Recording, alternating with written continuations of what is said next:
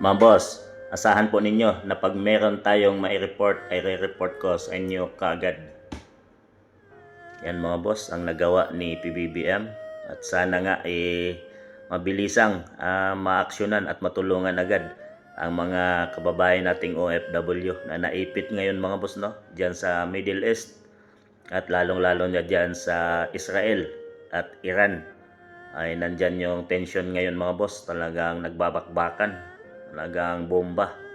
So delikado at talagang sana masolusyonan agad ito ng ating pamalaan at ni PBBM mga boss.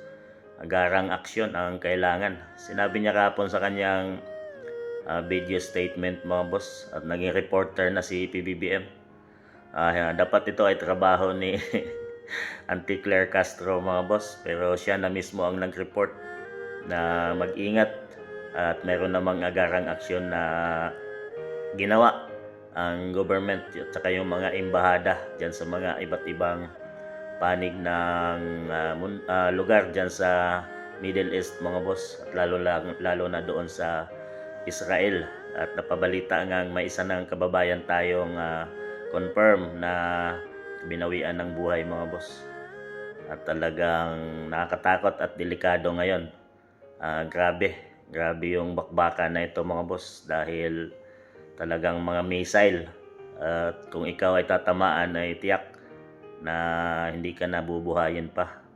So ito yung disadvantage mga boss pag mga kababayan natin ay walang makuhang trabaho dito sa ating bansang Pilipinas, ay talagang gagawin ng lahat, makikipagsapalaran kahit nakakatakot man, buhay ang kapalit, wala tayong magagawa dahil sa yun lang ang paraan para may survive or may ahon ang pamilya nila sa kahirapan mga boss. Ang malaga ay makakain ka ng 3 beses sa araw. Bilang OFW mga boss, ako ay ranas ko yan dahil talagang mas inuuna pa namin yung aming pamilya kaysa sarili namin.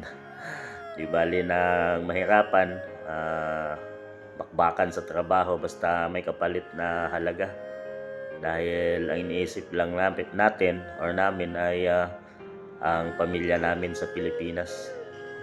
Sa pagdating sa ganitong kalamidad, trahedya mga boss, ay di naman natin ito kagustuhan na magbakbakan ng mga bansang lalo na sa pinagtrabahoan natin.